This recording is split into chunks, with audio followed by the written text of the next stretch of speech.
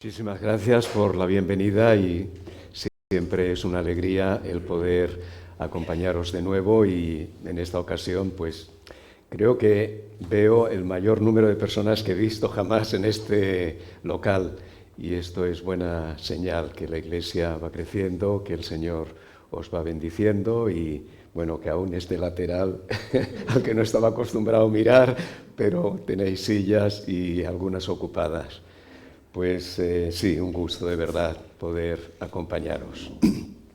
Vamos a leer la palabra del Señor en el libro del profeta Isaías, todo el capítulo 54 en el que se basará la predicación. Isaías 54.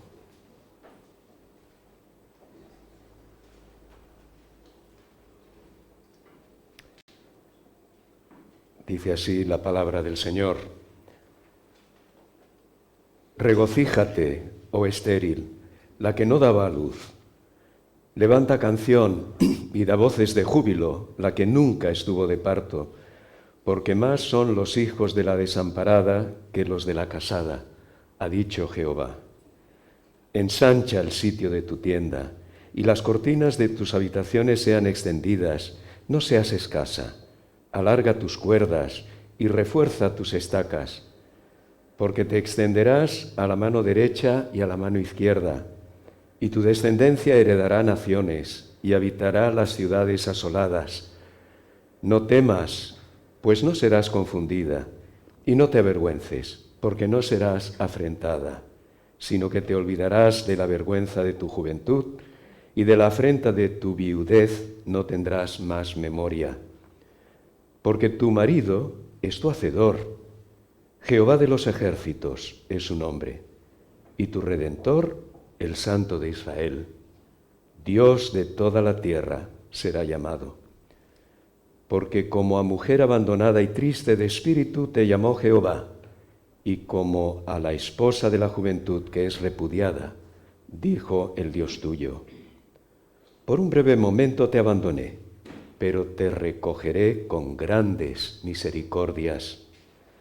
Con un poco de ira escondí mi rostro de ti por un momento, pero con misericordia eterna tendré compasión de ti, dijo Jehová tu Redentor.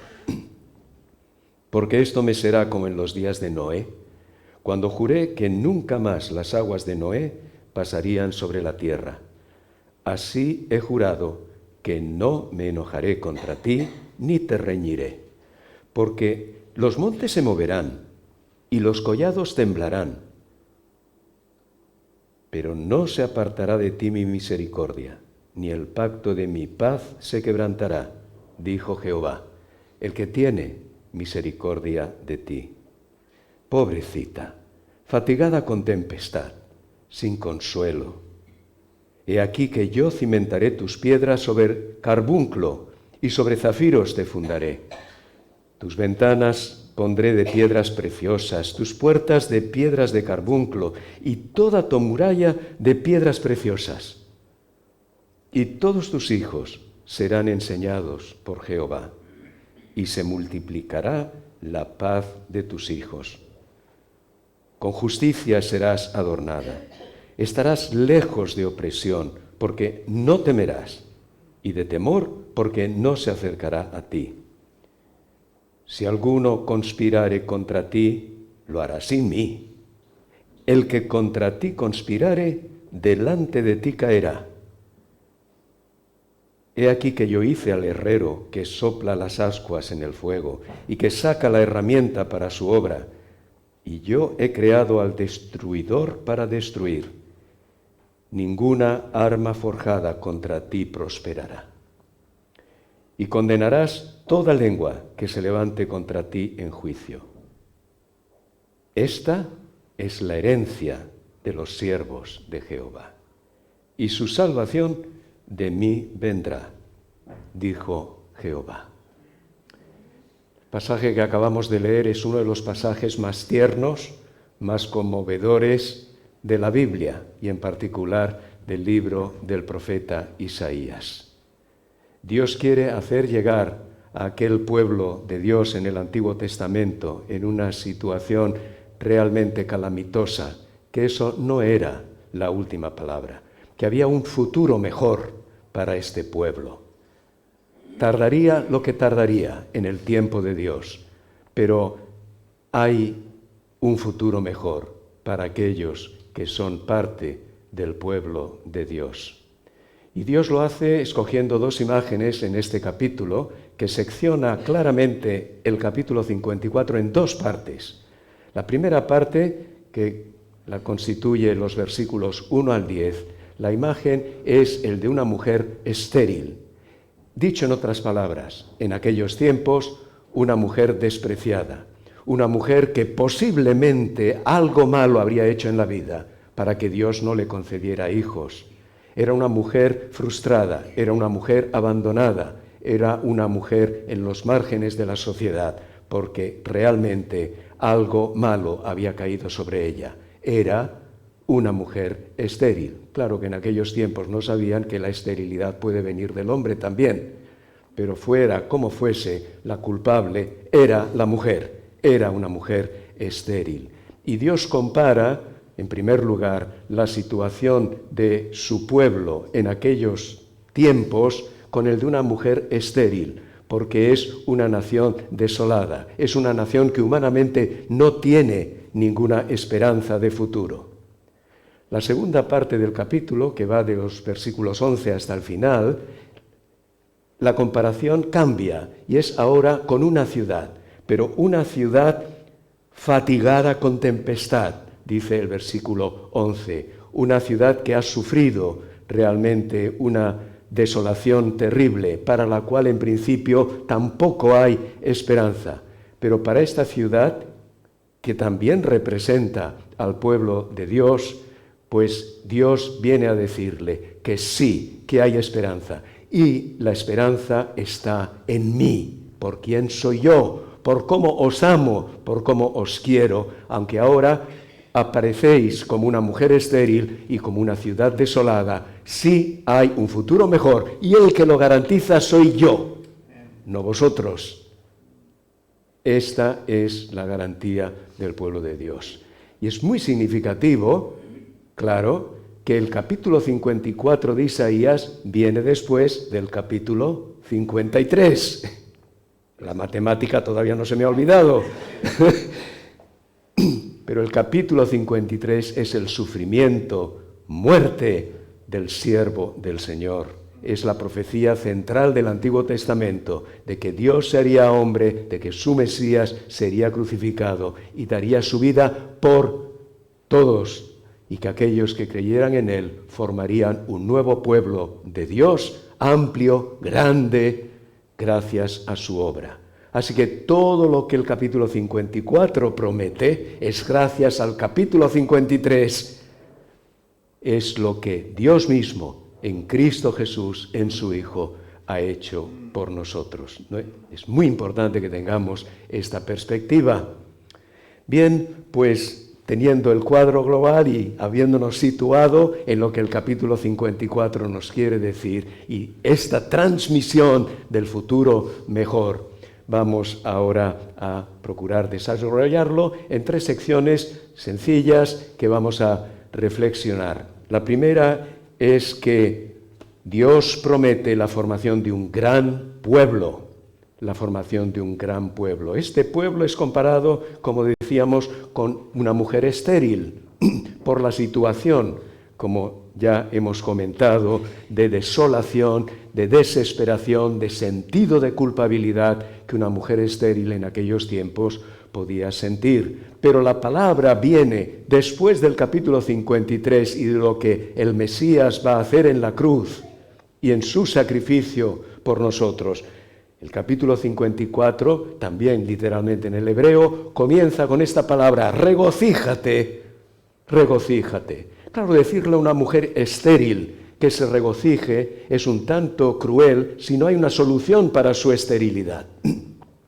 Pero Dios le dice, regocíjate, alégrate, porque vas a tener más hijos que la casada y que la que no es estéril. Versículo 1. Qué esperanza tan preciosa le da Dios a este pueblo en esta comparación tan tierna. La que nunca estuvo de parto, alégrate, porque más son los hijos de la desamparada que los de la casada, ha dicho Jehová. ¿Por qué elige Dios la imagen de una mujer estéril para transmitir a su pueblo este mensaje de buenas noticias, que hay motivos para alegrarse? Bueno, en parte por lo que ya hemos dicho, por lo que significaba la esterilidad en los tiempos aquellos. Pero hay una razón más. Esta figura de mujer estéril a la que Dios se dirige no es la primera en la Biblia, en el Antiguo Testamento. La primera mujer distinguida de la que sabemos que fue estéril fue Sara, la mujer de Abraham. Pero no queda ahí la cosa, porque Dios le prometió que tendría un hijo, Isaac, del que vendría una gran descendencia. Sabéis, la mayoría de vosotros, la historia. ¿Por qué el mensaje viene a Sara siendo estéril y por qué Dios elige a una mujer estéril para que ella sea la madre de un pueblo grande? Porque lo que Dios quiere transmitir es que la existencia de ese pueblo que va a ser depositario de las promesas de Dios, de las bendiciones de Dios, y que va a ser a través de ese pueblo que Dios va a bendecir a muchas naciones, es porque eso es obra de Dios. Una mujer estéril, claro, no podía tener hijo, y si lo va a tener es por la mano de Dios. El énfasis está ahí. Lo que voy a hacer es mi milagro, es mi obra. Tú eres, Sara, un instrumento en las manos de Dios. Abraham cree a Dios y le es contado por justicia y confía en que Dios va a cumplir lo que ha dicho. Pero es que no queda ahí la historia, porque Isaac después se casa con Rebeca. Pero Rebeca resulta ser estéril también. Y nos dice el texto bíblico que Isaac, su esposo, oró por ella y Dios le concedió también tener hijos. 2 hijos, Esaú y Jacob. Pero no queda todavía ahí la historia, porque la mujer de Jacob, Raquel, la amada, es estéril también. Indudablemente hay algo aquí que Dios claramente quiere transmitir. Sara, Rebeca, Raquel, mujeres estériles en el principio de la historia del desarrollo de lo que Dios ha prometido. Claramente la lección es: lo que va a ocurrir es obra mía. Yo soy el que lo voy a hacer, porque yo he prometido, yo he hecho una promesa, y aquí está la clave. Dios que promete lo cumple, aún contra la esterilidad humana. El cumplimiento de la promesa de Dios no depende de nuestra fertilidad, en el sentido metafórico, sino de la obra poderosa y de la acción de Dios. Y la fe es confiar que eso va a ocurrir, porque lo ha dicho Dios. Y Él tiene el poder para llevarlo a cabo. Será un gran pueblo. Y ahora viene otra imagen muy interesante, porque en la antigüedad pues la gente, sobre todo en zonas desérticas, vivía en tiendas grandes de campaña, y el tamaño de la tienda dependía del tamaño de la familia. Lo que Dios le dice a esta mujer estéril es: ahora prepárate, lo cual representa la fe de la mujer estéril de que antes de que le nazcan los hijos debe agrandar la tienda, porque la familia se va a hacer grande. Así que ensancha el sitio de tu tienda.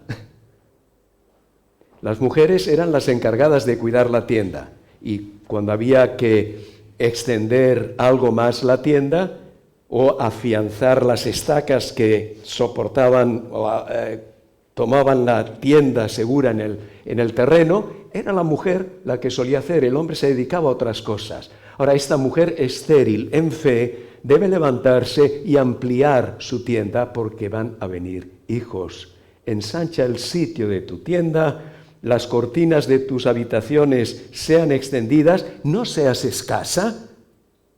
No te va a venir uno, no te van a venir 2, van a venir muchos. No tengas poca mira, mira con generosidad lo que te viene. Interesante la expresión: y refuerza tus estacas. ¿A qué se refiere esta profecía que Dios da a esta mujer estéril que representa al pueblo de Dios en el Antiguo Testamento? Pues representa al pueblo de Dios en el Nuevo Testamento. Representa cómo ese pueblo va a ser un pueblo extenso, grande, donde habrá muchos que son bendecidos en esa promesa que Dios hizo a Abraham, que el Mesías en el capítulo 53 de Isaías hace posible para que esa bendición llegue a muchas naciones. Y notad esto en el versículo 3, te extenderás a la mano derecha y a la mano izquierda, es decir, va a sobrepasar los límites de Israel, y tu descendencia heredará naciones, no tanto en el sentido de una posesión tuya personal, sino que parte de esa gran familia, a ti estéril que te es prometida, va a incluir muchas naciones. Es difícil pensar cómo el pueblo judío en el Nuevo Testamento todavía seguía pensando que las bendiciones de Dios se restringían al pueblo judío. En realidad era cumplimiento de las promesas ya hechas a Abraham de que Dios le iba a bendecir, que iba a multiplicar su descendencia como las estrellas del cielo y la arena del mar. Génesis 22. Es muy interesante esta doble afirmación que Dios hace a Abraham. Esa descendencia prometida, ese gran pueblo que Dios está prometiendo, serían como las estrellas del cielo y como las arenas del mar, o como la arena del mar. Es interesante esa comparación. A mí me gusta por mi trasfondo de ciencias, porque el famoso científico Carl Sagan dijo hace años, que el número total de las estrellas en el universo es mayor que todos los granos de arena en todas las playas del planeta Tierra. Es decir, si queremos imaginarnos las dimensiones del universo, entonces pensemos en cuántos granos de arena hay en todas las playas de nuestro planeta. Y ahora cojamos esos granos y pongámoslo a años luz de distancia unos de otros. No todos juntitos en la playa, sino separados como están, en muchos casos, a años, incluso millones de luz de distancia.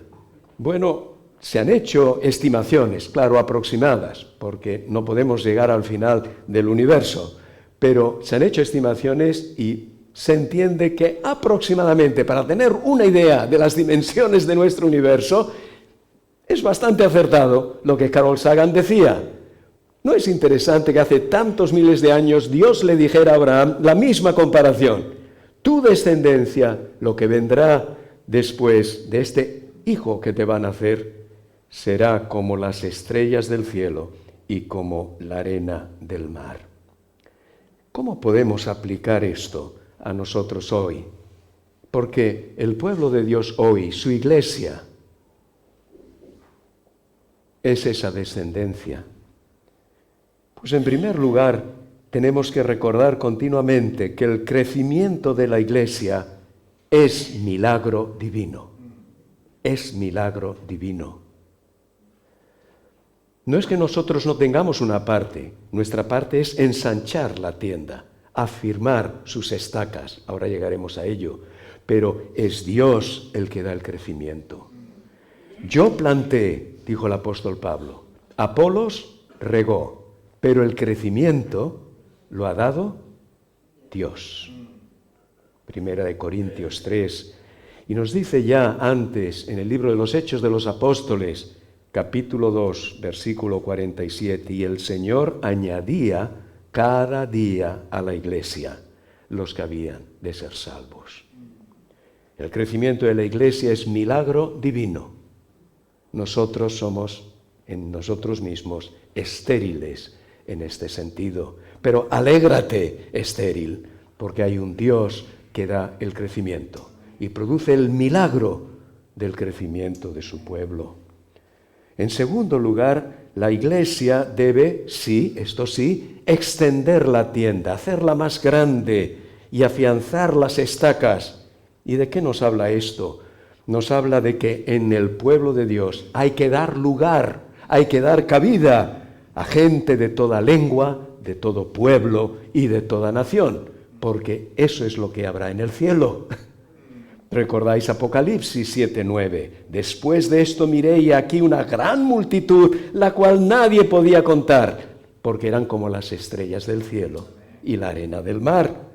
Esto lo he añadido yo, del otro texto. Nadie puede contar, de todas naciones y tribus y pueblos y lenguas que estaban delante del Cordero. Esa es la iglesia del Señor. Y la iglesia aquí en la tierra debe reflejar lo que va a ser la iglesia en el cielo. No podemos seccionar la iglesia entre jóvenes y no jóvenes, entre los que son de este país y los que son de aquel, los que hablan este idioma y los que hablan el otro, los que tienen esta cultura y esta otra, los que tienen esta cantidad de dinero y los que tienen menos. La iglesia es el milagro divino que nos ha traído juntos a todos los que creemos en Jesús. Una familia, un Dios y Padre, un Señor, un Espíritu Santo. No hay más. El milagro de Dios. ¡Qué privilegio ser parte de ese pueblo! No hay otro pueblo como la iglesia del Señor Jesús. Y por último, esa tienda grande, donde todos deben tener cabida que han creído en Cristo Jesús, debe afianzar las estacas de la tienda. ¿Y de qué nos está hablando esto? Pues que esa tienda, que todavía está en medio de este desierto, que es este mundo, de vez en cuando vienen vendavales. Y si no tiene las estacas firmes, va a pasar como a veces a nosotros nos ha pasado en la playa, que hemos puesto nuestra pequeña tienda y se la ha llevado el viento. Hay que reforzar las estacas. La iglesia debe conocer bien lo que cree y por qué lo cree, para no ser llevado, como escribe el apóstol Pablo, por todo viento de doctrina. Y debemos estar bien asentados y presentes en la realidad de la sociedad de hoy, dando testimonio, no ocultándonos, sino estando presentes ahí como la tienda del Señor, la casa del Señor, no necesariamente el edificio, sino su pueblo, templo del Espíritu de Dios. Iglesia del Señor en San Feliu, regocíjate, eres parte de un gran pueblo. Prepárate, y creo que os estáis preparando y ensanchando figurativamente la tienda para incluir a todo verdadero creyente y alcanzar a otros que no lo son. Y mientras tanto, refuerza las estacas, porque hay demasiados vientos de doctrina y de pensamiento en nuestra sociedad que si la iglesia no refuerza las estacas, puede que se mueva de su lugar. Segundo lugar, un gran pueblo. Esto es posible, ya lo hemos dicho, pero vamos al segundo punto, un gran Dios.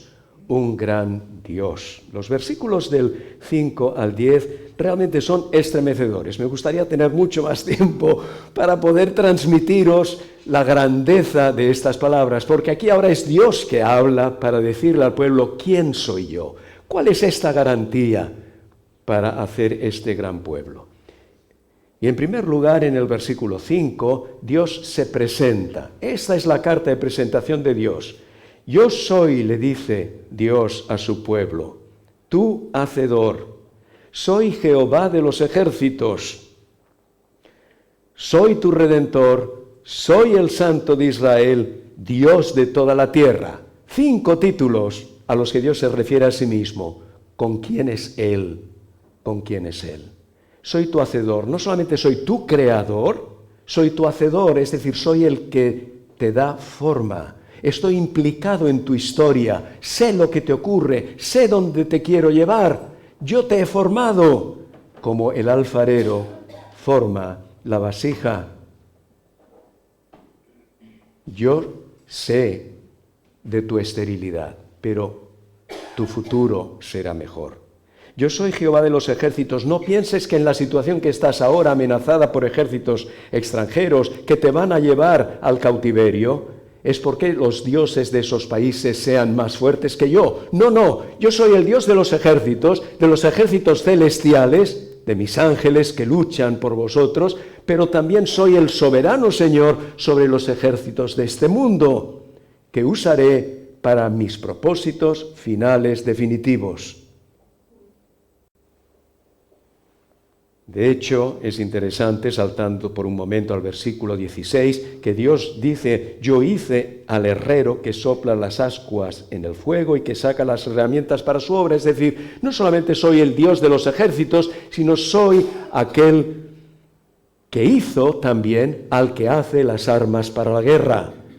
Por lo tanto, tengo control, soy soberano. Mis ejércitos están para cumplir mis propósitos. Soy tu redentor, porque te voy a redimir, te voy a sacar de la situación en la que estás. Nos recuerda la historia de Booz y Ruth y la llamada ley del liberato en el Antiguo Testamento. Ahora soy yo el que te rescata de tu estado de esterilidad. Soy el Santo de Israel, un título común en el libro de Isaías. ¿Recordáis la visión en el capítulo 6? Santo, santo, santo, Jehová de los ejércitos. Soy, en definitiva, el Dios de toda la tierra, y es por esto que puedo cambiar tu futuro. Pero pasamos a los versículos 6 al 10 muy rápidamente, porque aquí vais a notar, y en la siguiente diapositiva he intentado poner, si podéis pasarla por favor, estos textos, estas frases claves, muy condensadamente. Versículo 7, te recogeré con grandes misericordias. Versículo 8, con misericordia eterna tendré compasión de ti. Versículo 10, no se apartará de ti mi misericordia. Versículo 10, el que tiene misericordia de ti. Y notáis ahí unos términos raros, que es una transcripción del hebreo, porque hay algo muy simple que quería explicaros. Es que hay dos palabras claves en el hebreo para hablar del amor de Dios. Una palabra es raham y la otra palabra es chesed. Y las dos se utilizan en este pasaje, en los lugares donde están marcados en el texto, en las diapositivas.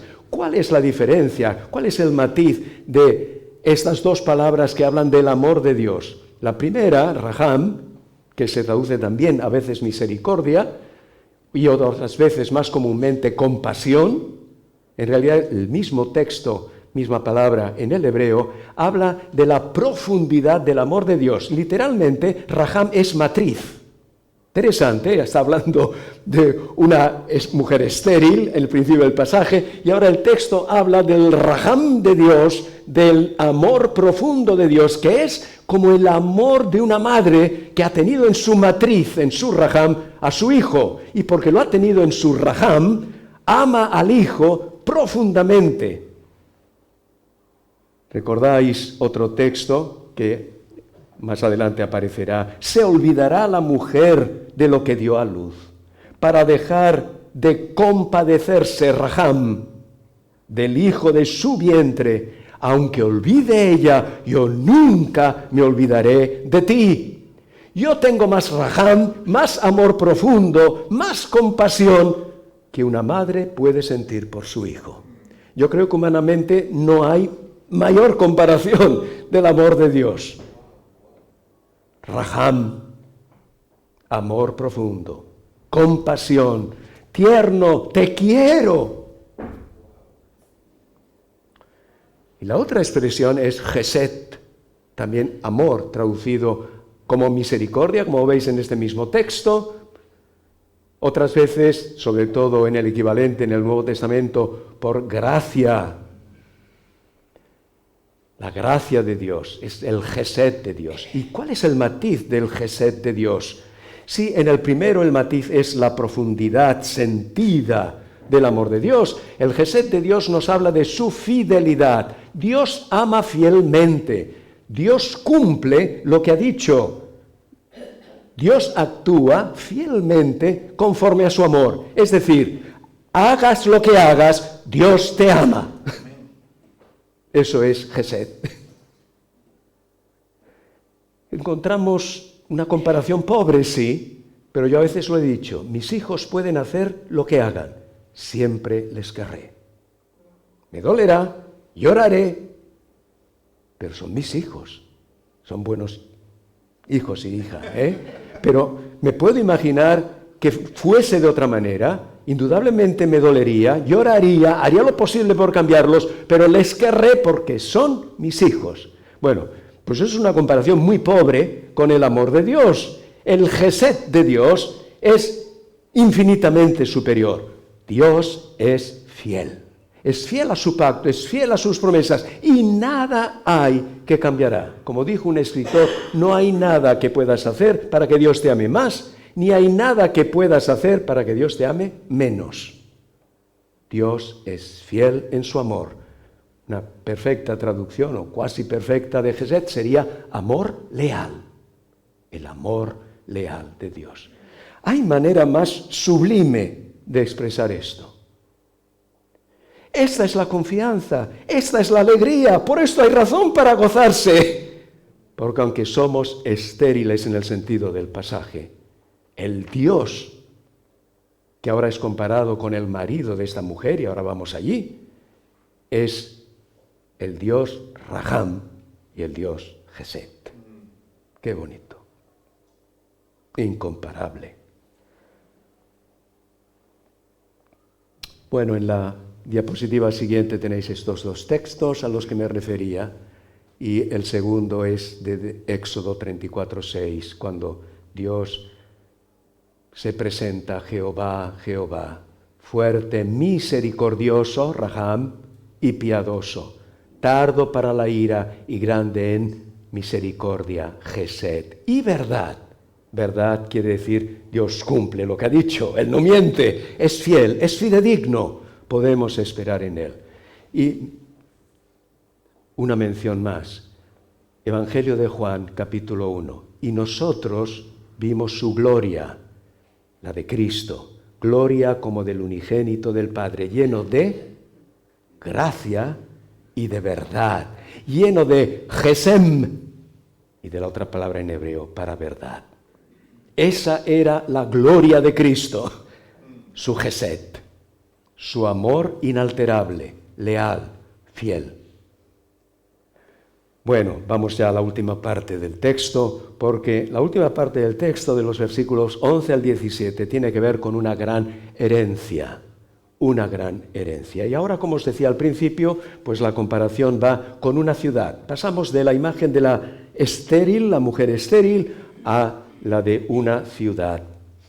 Una ciudad fatigada, versículo 11. Pobrecita, fatigada con tempestad, sin consuelo. ¿Por qué Dios usa ahora la imagen de una ciudad para describir al pueblo de Dios en aquellos momentos del Antiguo Testamento, semidestruido, casi totalmente, que le anuncia la venida de la destrucción, ¿no? Porque notad que interesante estas dos notas. Importantes en nuestra vida es nuestra familia y el lugar donde pasamos nuestros días, donde vivimos nuestro medio. De ahí que la Biblia muchas veces compare y haga promesas en torno a estos dos aspectos, como muy centrados en el día a día. Pero ahora Dios promete que esta ciudad va a ser realmente rehabilitada. Y notad la descripción que sigue. Hay tres aspectos que quisiera resaltaros en estos últimos versículos del capítulo. Esta ciudad que Dios promete, en primer lugar, es bella, bella. De ahí que venga la descripción de que yo cimentaré tus piedras sobre carbunclo, versículo 11, y sobre zafiros te fundaré, tus ventanas pondré de piedras preciosas, tus puertas de piedras de carbunclo y toda tu muralla de piedras preciosas. Bueno, es casi inimaginable, pero ¿qué es lo que resalta de esta ciudad que es descrita? Esta ciudad pobre, fatigada, con tempestad. Pues que es una maravilla de belleza porque está hecha con piedras preciosas. Indudablemente la imagen no es literal. Lo que está hablando es que esa ciudad, ese pueblo futuro de Dios, va a ser un pueblo bello. Bello. Y diréis, ay, pues la iglesia no es tan así, ¿no? Sobre todo en algunos momentos de su historia. Bueno, porque no ha acabado de ser arreglada todavía. Un día la iglesia será sin manchas ni arrugas, que dice el apóstol Pablo en Efesios. Pero hay algo importante de la belleza. ¿Qué es?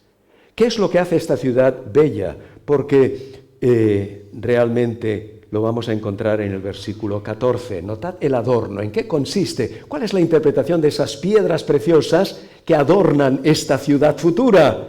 con justicia serás adornada. Lo bello, no es algo literal, claro, se refiere a que este pueblo será un pueblo justo. Bueno, aquí encontramos una de las palabras claves en la Biblia que tenemos que entender bien, pero es la obra de Dios que hará en los pobladores, en la población de esa ciudad. La ciudad será bella porque sus pobladores, su población, será una población bella. Bella no en el sentido de ser guapos o guapas, sino en el sentido de la belleza de la justicia. Lo justo, lo bueno, lo recto es bello.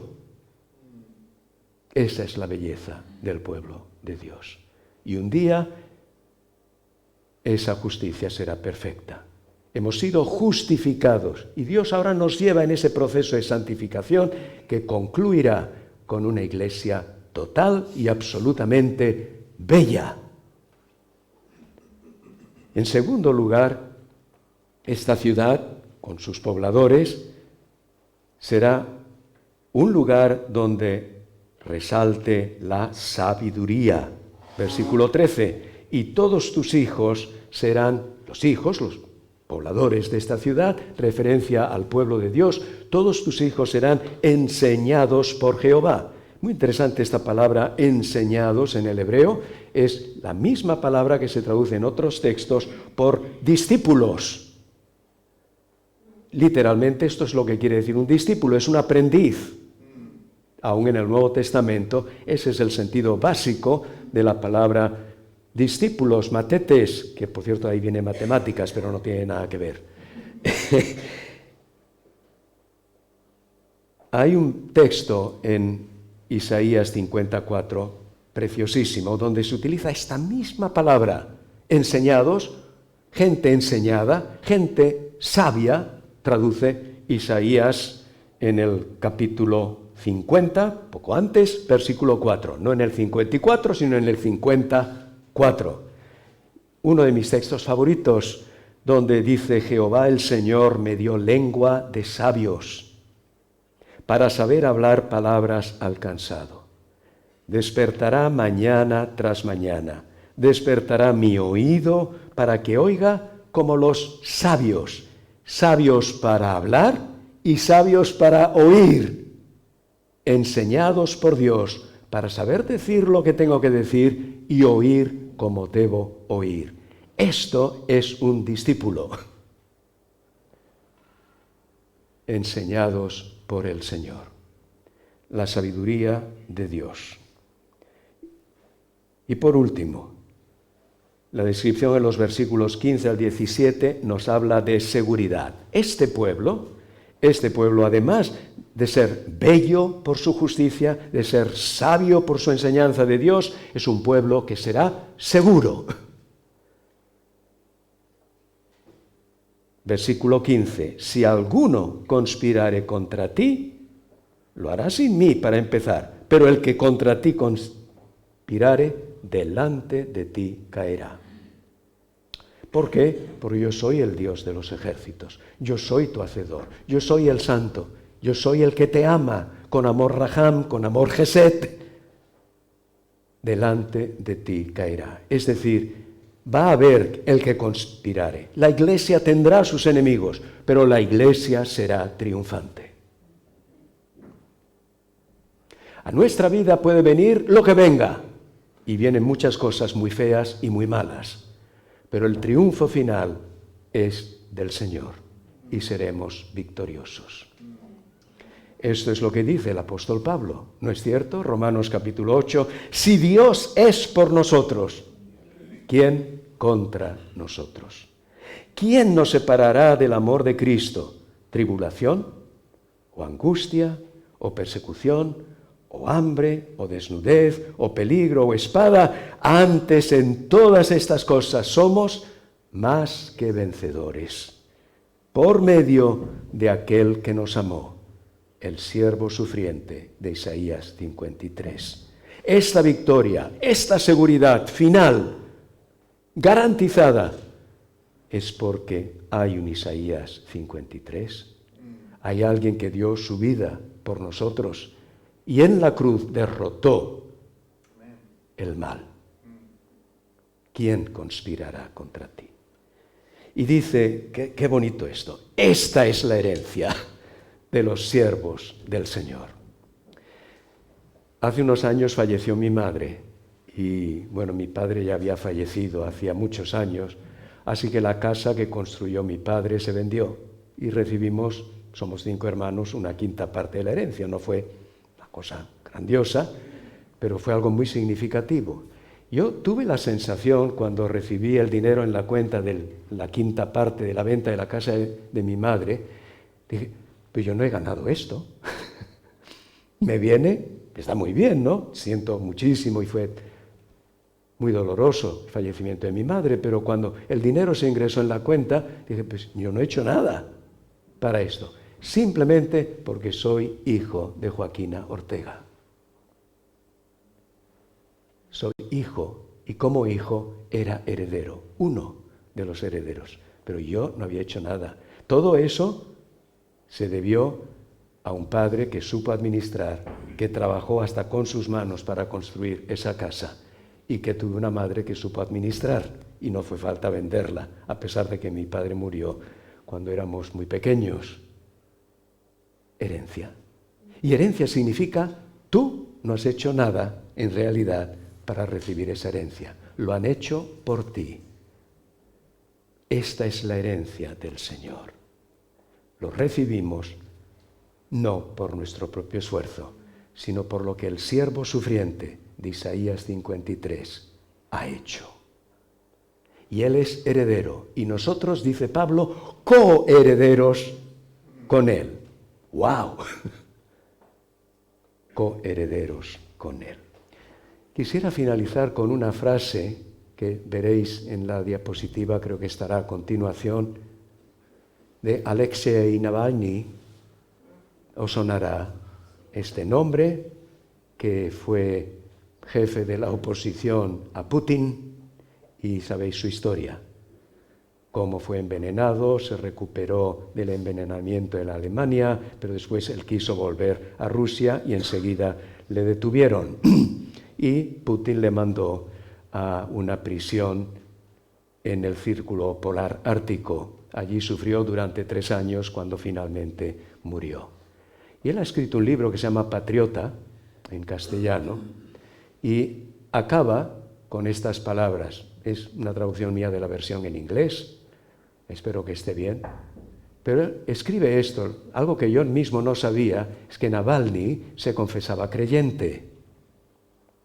Y escribió esto: siempre he pensado y dicho que ser creyente hace la vida más fácil, que la fe hace la vida más sencilla. Bueno, en un sentido, es cierto, en otro la complica, pero él habla de la sencillez de la vida cuando uno es creyente, por lo que va a decir a continuación. Si estando boca arriba, tumbado en tu litera, te preguntas en lo profundo de tu corazón si eres cristiano, si eres un discípulo del que se sacrificó a sí mismo por otros, pagando el precio de sus pecados, y te contestas sinceramente que sí, entonces, hay algo por lo que te tienes que preocupar. Mi deber es buscar el reino de Dios y su justicia, y dejar el resto al buen Jesús y a su familia, encargados de todo lo demás.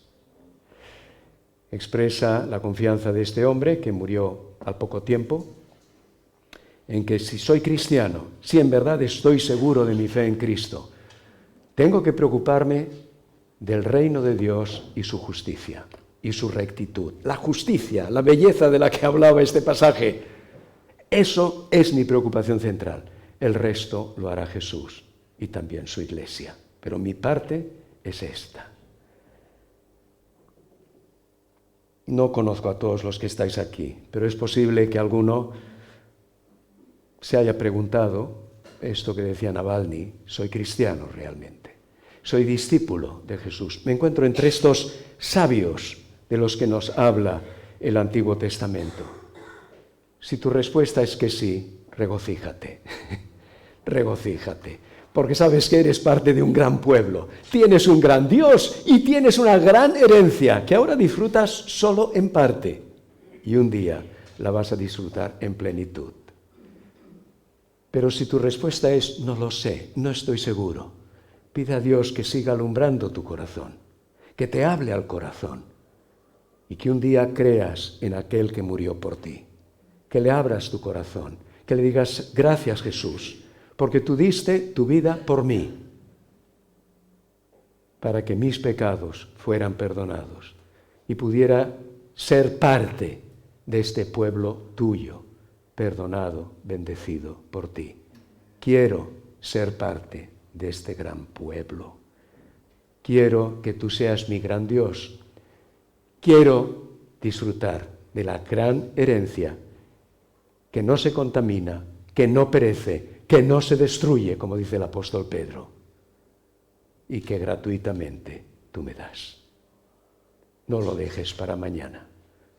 Si tienes alguna duda, túmbate en tu cama en algún momento. Cuando te tumbes, piensa en el testimonio de este hombre, piensa en lo que la palabra de Dios te dice y entrega tu vida al Señor. Vamos a orar.